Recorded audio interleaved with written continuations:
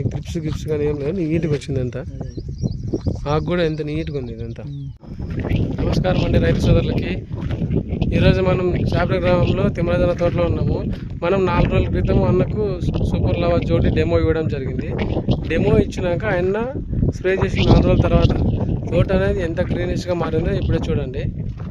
పక్క లాగలు కానీ సైడ్ బ్రాంచ్లు కానీ ఈగర్ అయితే ఎక్కువ పెరిగింది. ఈ ఈగర్ చూడండి ఎంత పెరిగింది.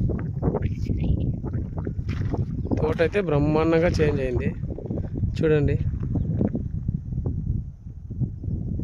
సూపర్గా ఉంది సూపర్ లవా జోడి.